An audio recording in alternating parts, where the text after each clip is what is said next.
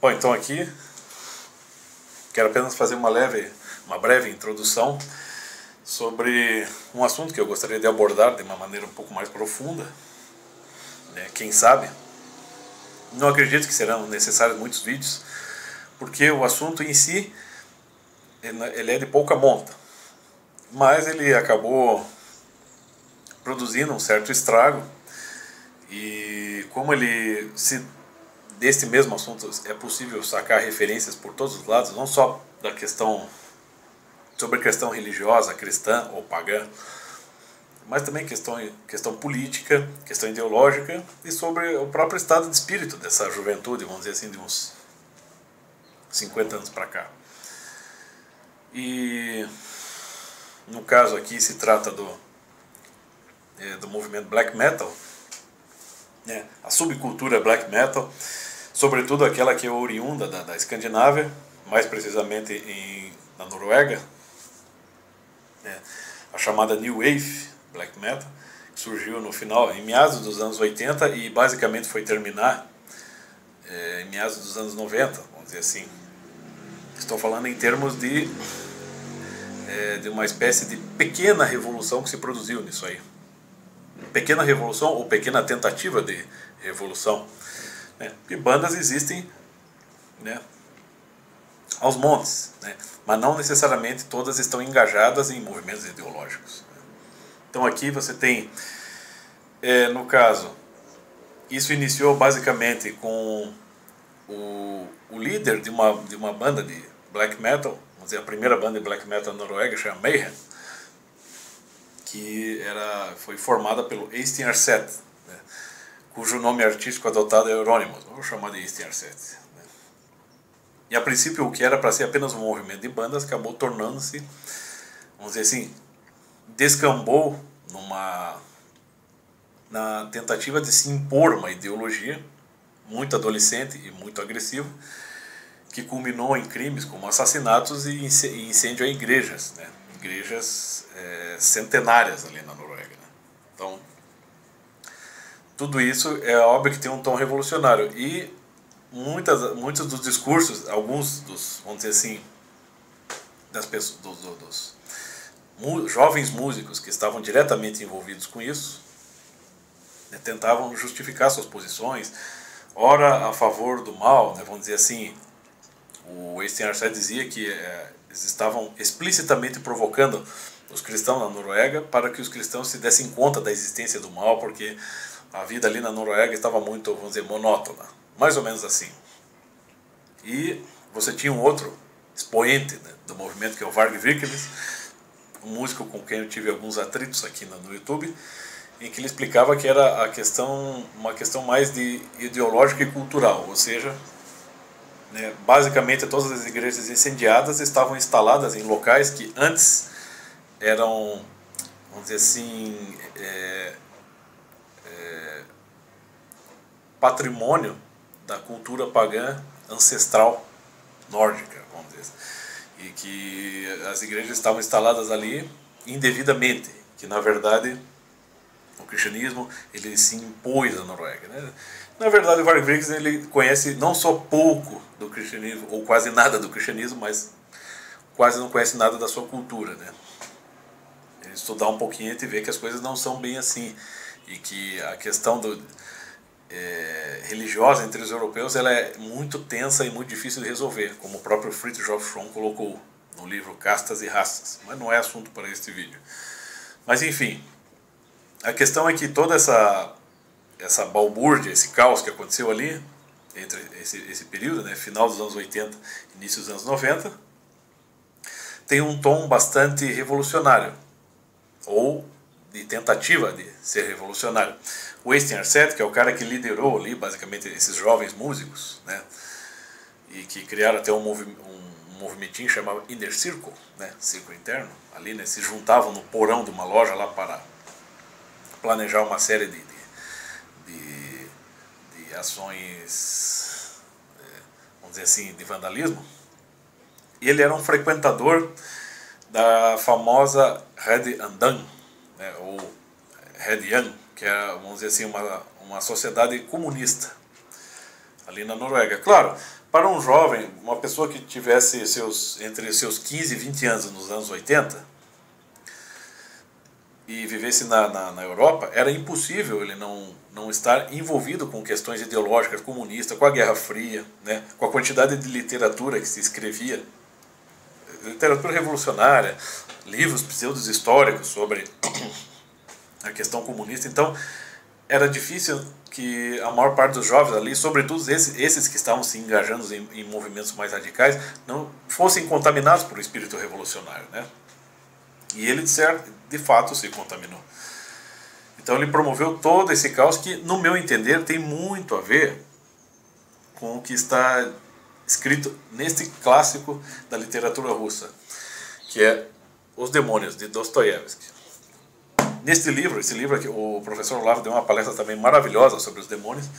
Então, neste romance, o Dostoiévski explica muito bem que, vamos dizer assim, você tem duas gerações, basicamente assim, você tem duas gerações de revolucionários. Uma que prepara o terreno, teoricamente, né, de modo teórico, por meio de diálogo, por meio de discussões, de teorias, né?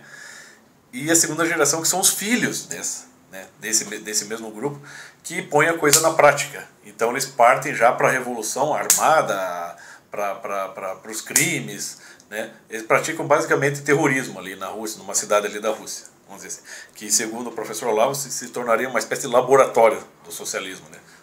Ou seja, falando de uma maneira mais sucinta, tal como no livro de Karl Marx, do socialismo utópico para o socialismo científico.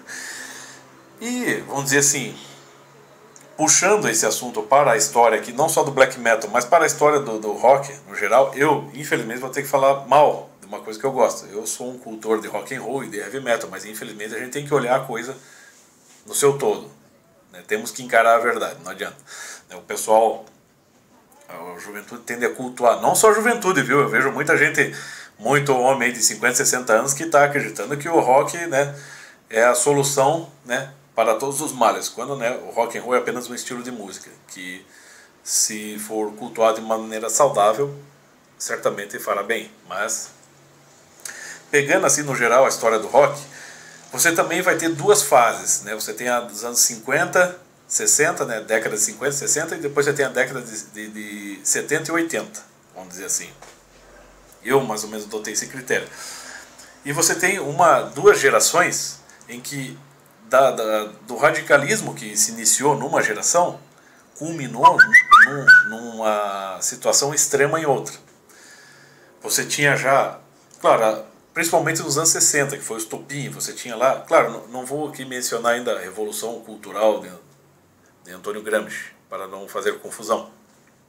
Mas você tinha a explosão hippie e a explosão da psicodelia nos anos 60. E basicamente, nos anos 60 você já tinha um certo idealismo pagão. Um idealismo da natureza, né?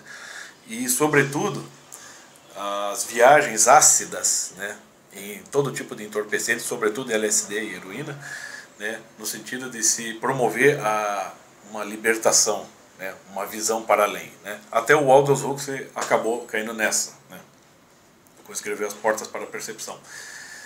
Então, muitas das bandas dos anos 60 apelaram muito, apesar, né, tirando a questão da música, tirando os seus méritos.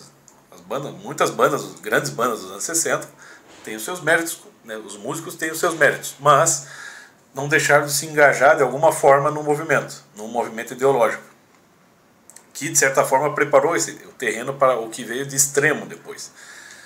Porque você tinha também a questão da guerra do Vietnã, você tinha uma situação política no mundo também não estava bem, não estava boa, você já tinha a Guerra Fria, né, se iniciando ali, né, e você tinha esse movimento ali a favor das drogas, sobretudo o LSD promovido pelo Timothy Leary, né, e muita gente se engajando nessa. Claro, e ao longo do tempo, né, toda aquela abertura que se foi dando para o surgimento de uma cultura alternativa que faria frente a uma outra cultura mais tradicional, foi abrindo as portas, fazer o chamado navio quebra-gelo, né? Abrindo caminho para que, vamos dizer assim, movimentos revolucionários se aproveitassem, né, desse canal para difundir de uma maneira ou de outra, explícita ou implícita, mais ideias revolucionárias. Infelizmente muita gente pegou carona nisso, né? Você tem um dos ícones ali da contracultura, que é o John Lennon. Você tem diversos artistas, bons artistas dos anos 60 que acabaram morrendo devido ao abuso de drogas. E ali já no final dos anos 60 você vê ali, você já tem a questão da chacina promovida pelo Charles Manson, né, que cooptou uma parte do movimento hippie a seu favor. Charles Manson também é um cara que, além de ser um psicopata assassino, propagou muitas ideias, né, a favor da ecologia, né? E o final dos anos 60 terminou assim, com assassinatos, né? Você tem o show de Woodstock, que basicamente, vamos dizer assim, é um espetáculo, uma explosão de arbitrariedades e até de um pouco de paganismo, né? Aí você tem,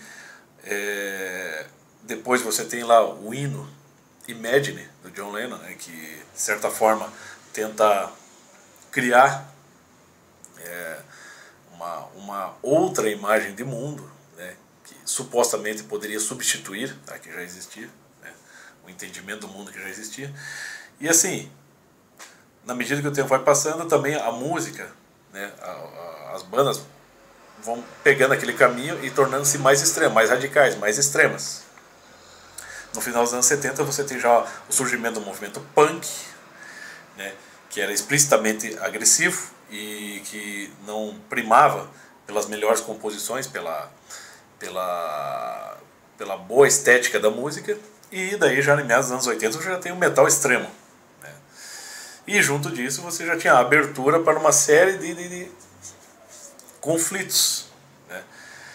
Você pega ali na Europa, anos 80, você tem uma influência muito intensa do comunismo, acaba mesmo que muitas mentalidades, né, juvenis, inevitavelmente tenderiam a se opor ao cristianismo, tenderiam a antipatizar com o cristianismo, né? E de certa forma, vamos dizer assim, serem cooptados pela uma série de movimentos alternativos, né, meio ecológicos, meio pagãos, e que iam, né, aos poucos pavimentando um caminho para que esses jovens começassem a pensar em, vamos dizer assim, meios de se eliminar o cristianismo, né, e fazer ressurgir o paganismo. Mais ou menos uma história parecida com o que aconteceu durante o regime nazista, né, na Alemanha. Então toda essa onda revolucionária, de certa forma, foi, né, tal como já havia acontecido em 1917 na Rússia, explicitamente, depois na Alemanha, em 1922, vamos dizer assim, ali com o Partido Nazista, você tinha ali já o surgimento, o surgimento de uma nova onda de revolução, mas mais na surdina, né, dentro de uma revolução cultural, algo que não teria exatamente um centro, porque você tem o pagão aqui, você tem a esquerda ali, você tem o cristão esquerda aqui, você tem o centro esquerda aqui, e você tem a cultura muitas vezes, né, seja a cultura de massa, em termos de música, em termos de literatura, em termos de filmes, que facilmente poderiam se aproveitar do movimento para ganhar popularidade, enfim, uma série de canais. E um jovem vivendo no meio disso tudo, ele acaba muitas vezes optando pelo pior caminho, né?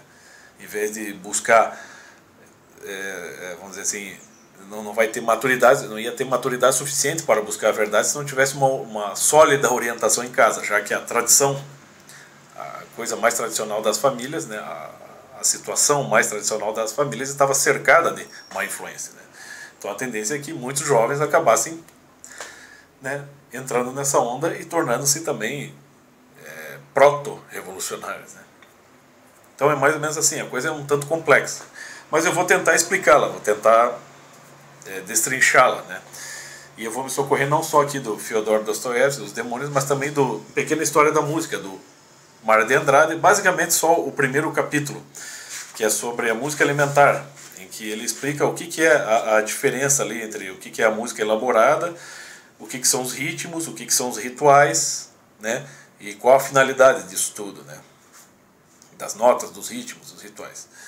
E também uma referência que eu acho importante, que é exatamente essa aqui, que eu não consegui em livro original, tive que xerocar, que é o Lords of Chaos, né?